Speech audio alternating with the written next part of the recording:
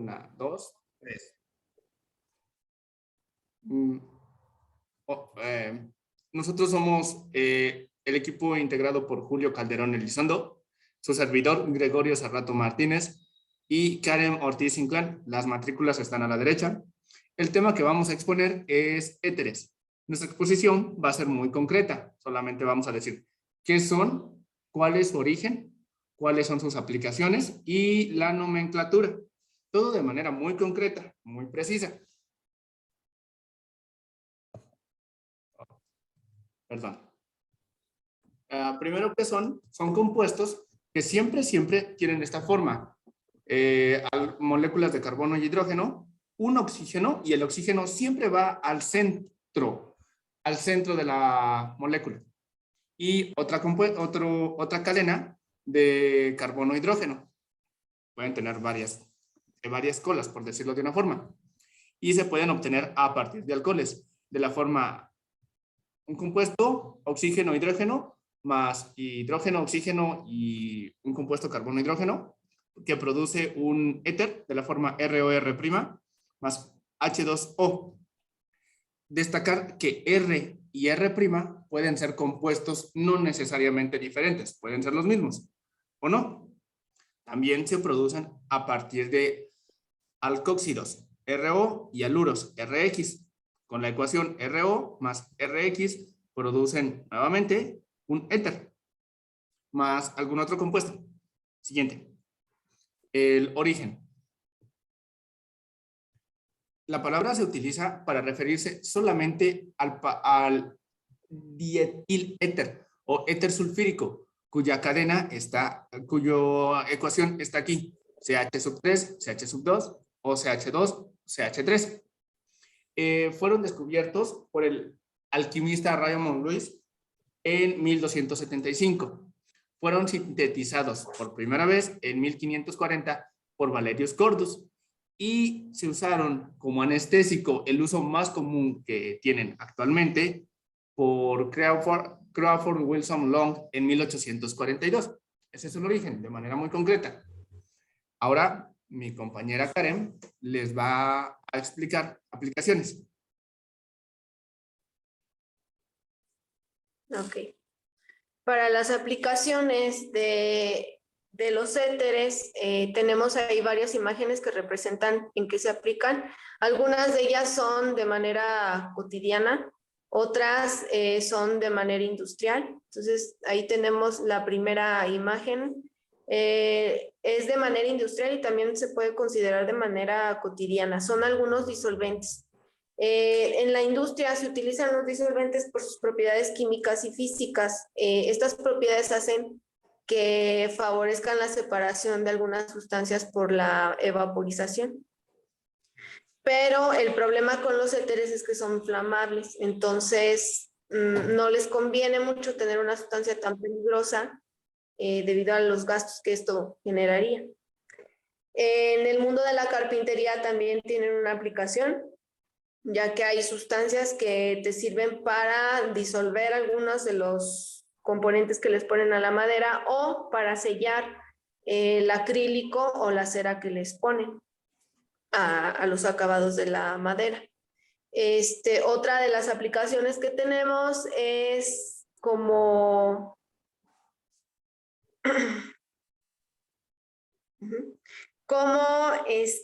medio de condensar. Como tienen la propiedad de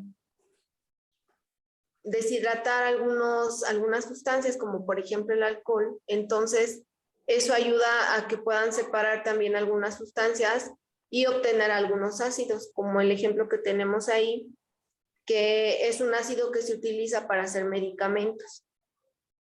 También nos sirve como medio de arrastre, y esto significa que favorece la extracción de algunos elementos principales o componentes principales de la materia, como por ejemplo de algunas plantas y algunos animales, y que podamos darle uso a esos componentes que se extraen.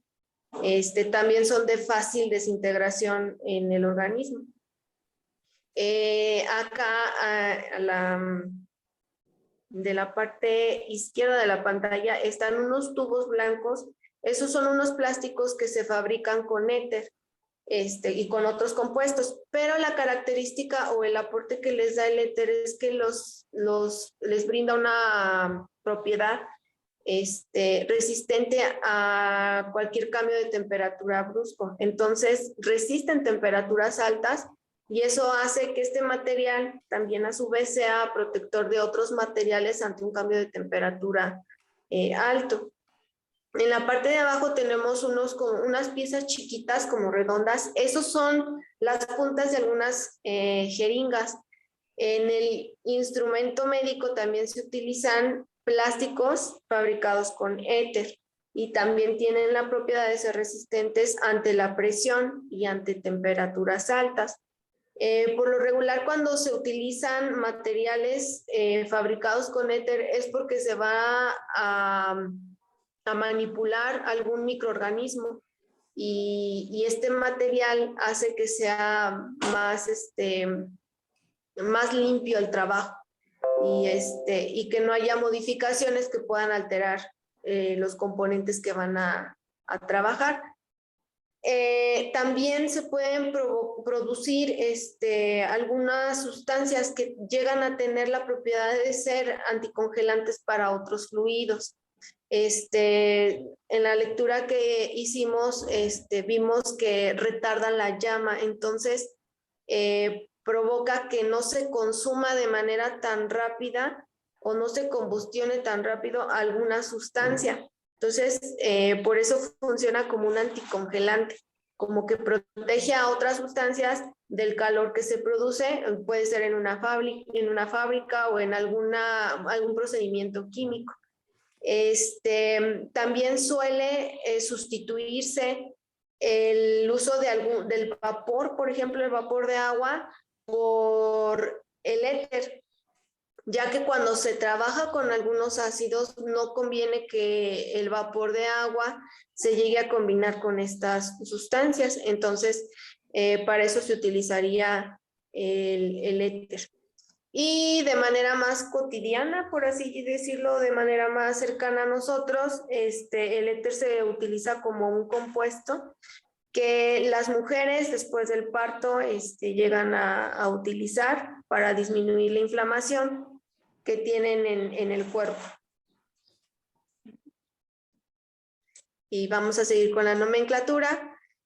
Aquí en la nomenclatura podemos ver en la parte de abajo una O del oxígeno y tiene unas como ramitas que parecen patitas de araña.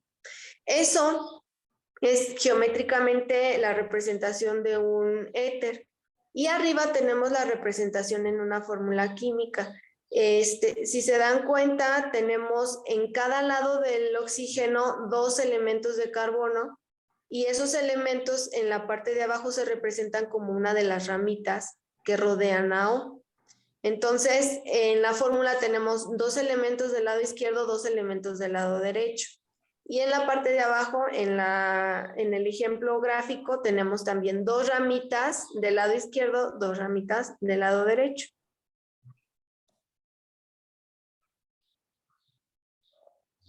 Como ya había mencionado mi compañero, el éter siempre se va a representar con una O al centro y al costado tiene 2 reactivos.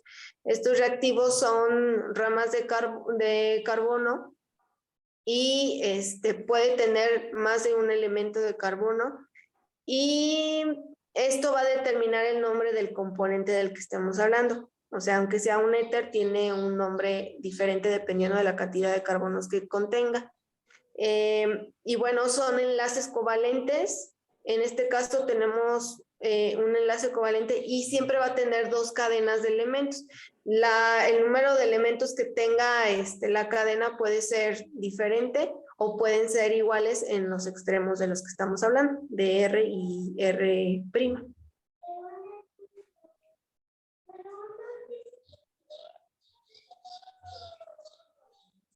Hay 2 formas de escribir la nomenclatura, sin embargo, las 2 formas dependen de la tablita que está ahí en la esquina.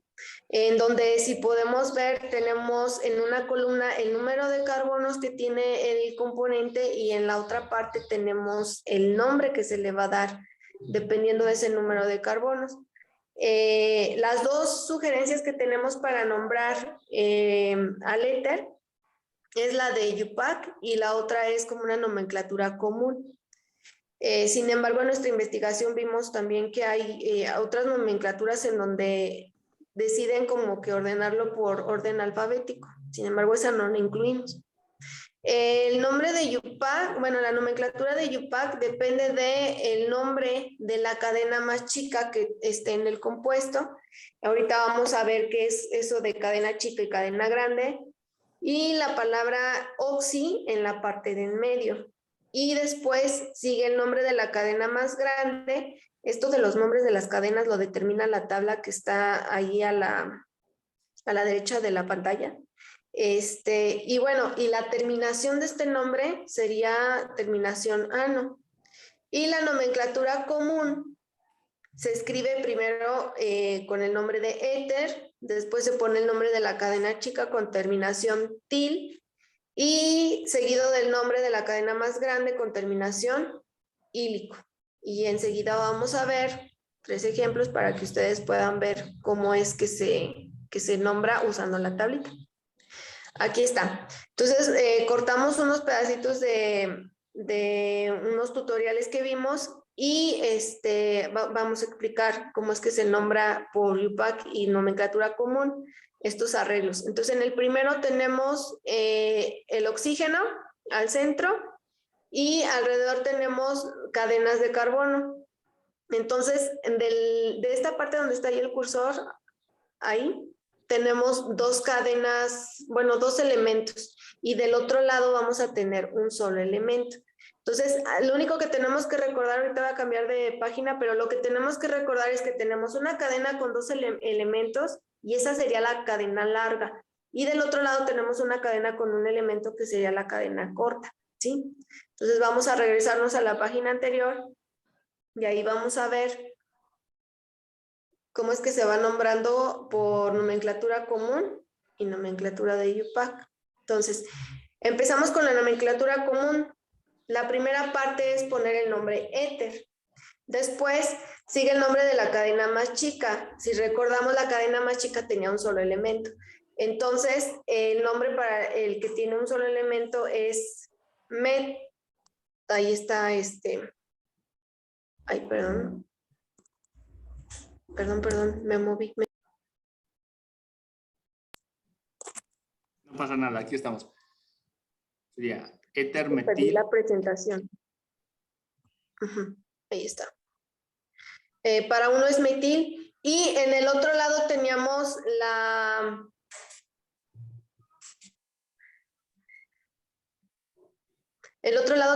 dos elementos en el compuesto y el nombre que se le va a dar a ese compuesto. Sí. Es que no veo la presentación. Te ayudo. Sería 2-etil. 2 corresponde al prefijo etil. Et. Entonces sería éter metil etílico en el nombre de la nomenclatura común. Creo que está fallando un poquito mi internet. No sé si me escuchas bien, Karen.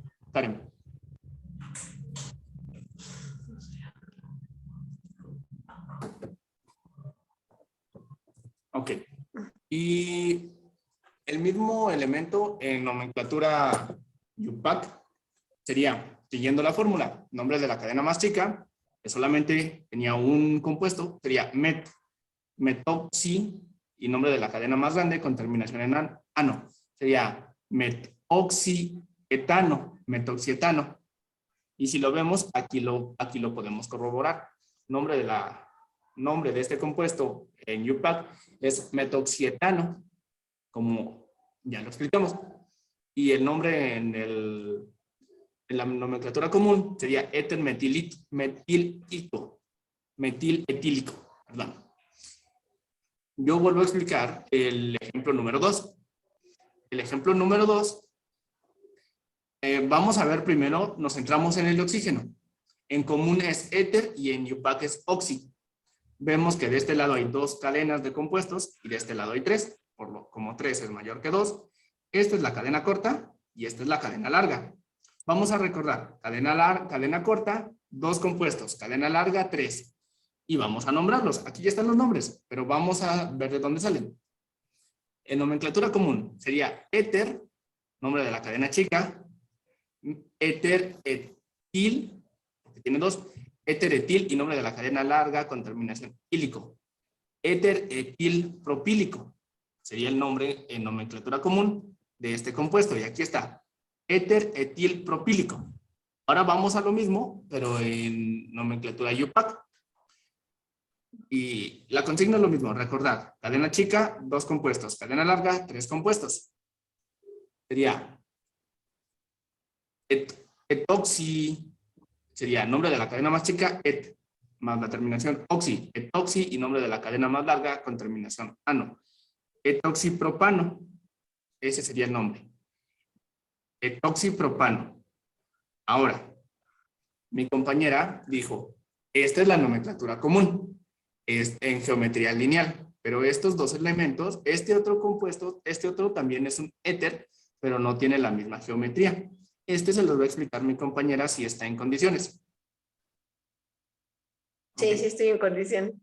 En este ejemplo tenemos un arreglo, vamos, como lo habíamos visto, lineal en la parte izquierda del componente. Entonces tenemos CH3, CH2, CH2. Pero del otro lado tenemos un compuesto de otra forma diferente. Esa la tenemos que investigar porque el nombre no va a corresponder a lo que nosotros teníamos en la tabla anterior. Entonces, investigando, encontramos una tabla que es de...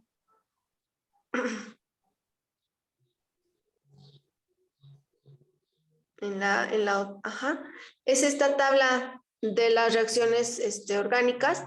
Y ahí tenemos, bueno, intentamos obtener una imagen clara, pero la más clara que tuvimos fue esta. Sin embargo, ahí señalamos cuál es el componente que nosotros tenemos en nuestra fórmula, y es ese que está ahí señalando mi compañero. Y lo tratamos de hacer grande para que se viera.